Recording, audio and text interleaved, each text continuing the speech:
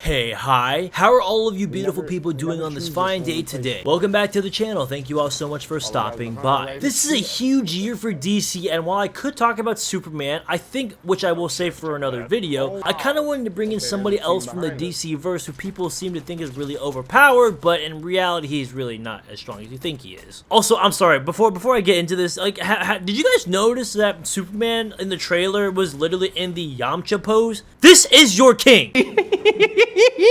No Game No Life hasn't ever been introduced on this YouTube channel, and for good reason. There are not many characters in this series to genuinely talk about, but again, there are still a few. I did want to use Jibriel for a video, but I think I'm gonna save her for later when I actually get scans and scales for her when I go back and read everything. Dr. Manhattan is a semi-powerful character, and there's no denying that. DC has some powerful characters, I can't cap, I mean, it is what it is. But he definitely is not as powerful as you think he is. I mean, high outer Dr. Manhattan? Are you guys serious right now? Come on, stop, bro, please. Dr. Manhattan ended everything, quote unquote, which he himself foresaw. John is able to look at the future and having seen a month, year, century, or millennia into the future. His main method of attacking is just basic deconstruction. He returned the metaverse to how it was before his interference, and he removed 10 years from the universe's timeline while he created the new 52. Oh, okay, so he's at least multiversal fodder, just like the Batman who laughs last. Oh, got it. Makes so much sense now. Dr. Manhattan is able to travel through time. A good example of this is when he traveled back in time and he saved Jor-El right before the Krypton's destruction. John exists in every single timeline simultaneously. Bro is a literal alchemist as he turned gun into steam and bullets into mercury, or the bottle into snowflakes. Why would he ever do something like that? Shit, I don't know. You could at least make like gold or something and get rich. I guess it doesn't really matter when you can just erase things from existence, so. Oh, you guys are gonna love this. He can control his size. Now, guys, let me tell you why this is so important on why he can control his size. He can make his dick so fucking massive and girthy for all you DC tards that you have an unlimited supply of slop to suck on. Jesus Christ. Because that's what you guys do with these DC characters. It's ridiculous. It's disgusting. You guys are a bunch of freaks. You know, as Batman once said in the Batman vs Superman movie,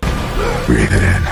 Inhale that smoke that flows through your nostrils. That massive blue schlong you're picturing in your head right now, you fucking freaks. He can disassemble objects with his thoughts, and he levitated with his fortress. Dr. Manhattan also regenerated from nothing in a matter of moments. Moreover, he also sent an entire crowd away and sent protesters home. Another thing to basically tell and say to you guys is that he just has BFR. Oh yeah, he can also use magic for some reason, because I guess why not? I mean, he did use magic against the JLA, but when I think about it, does that mean that Dr. Manhattan can beat Superman? Because Superman's pretty vulnerable to magic, if I remember right. Didn't Shazam body the fuck out of him or something like that? Or was that Black Adam? I don't know, they all look the same. So another thing that I was told about Dr. Manhattan was that he rivaled Perpetua. You wanna know who else rivaled that little cunt? The Batman who laughs last.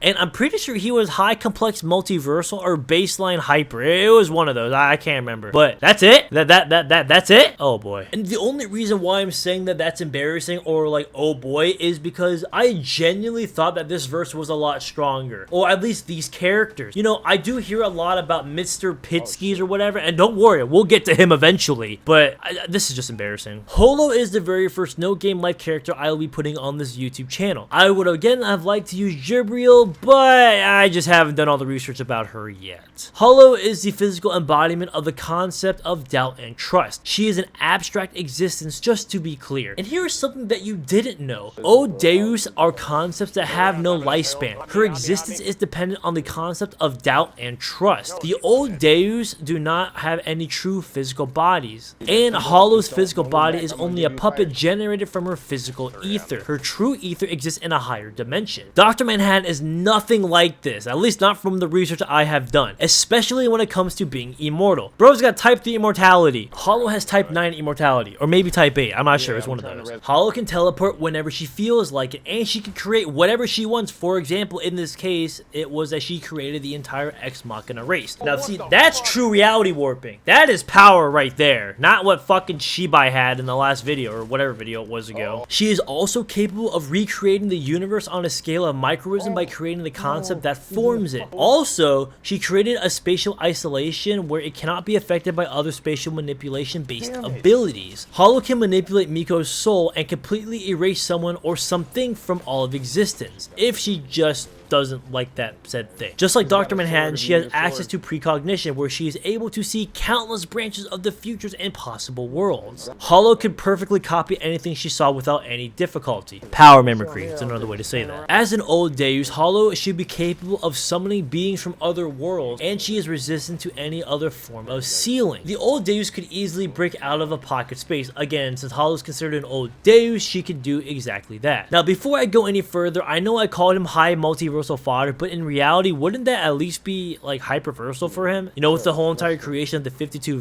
multiverses or whatever. I could be wrong, but I'm like 90% sure that's at least base hyperversal. So we'll just give him hyperversal just because I'm such a generous person. Holou is essentially a multi-dimensional being that rules over 11 dimensions. This alone puts her as well at base hyperversal. For No Game No Life, that's pretty impressive because never in my life where I would watch an anime about playing games and trying to outsmart one another or taking off someone's clothes that they would have a being that's a multi-dimensional entity. Like, who would have thought that? Not you. Stop lying, bitch. This video is something else because for the first time in a very long time, the debate between these two seems to be at a stalemate. I mean, they both have access to existence erasure and reality warping, while simultaneously not having access to existence erasure resistance. There are indicators that could potentially put Dr. Manhattan at outerversal, but again, from what I've seen, the facts are that it's just not true. Overwanked like Cosmic Armor Superman. No Game No Life does have a strong verse to I guess certain extent, but it's way stronger than I thought it would be, and unfortunately I again think it ends in a draw. But being biased like I already am, Holou one-taps this motherfucker. Oh wait, actually, hold on one second. How could I forget? Holou has type 9 immortality, or type 8, or Dr. Manhattan has type 3 immortality. What the fuck am I talking about? Holou literally just out-hacks. I mean, okay.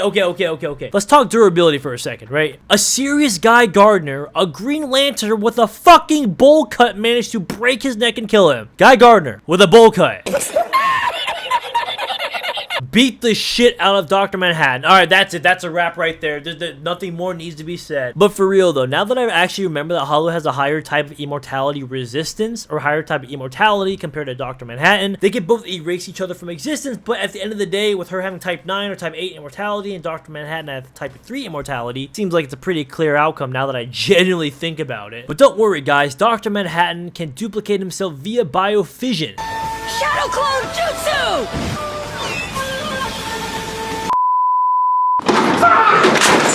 We can't forget that. I mean, it's one of his most powerful abilities. I mean, come on, like, what the fuck? I tried talking about new DC characters, and this is what I get. I get fodder annihilated by a dude with a bowl cut. This fanbase who Wayne comics are anomalies. Something beyond anyone's comprehension because of how stupid they are. Dr. Manhattan gets bodied by a dude with a bowl cut. Never forget, guys, your king, Superman, got laid out to the point where he was in the Yamcha pose in the trailer. Outer reversal, my fucking ass! Don't hate the player, hate the game. Get it? Game because no game, no, never mind, whatever. Holou slams this walking naked blue anomaly negative to no diff. Scales, well, are about the same to be honest, but Hax's not so much. Can we get a season 2 for No Game No Life already? Like, come on, man. It's been like 10 years at this point.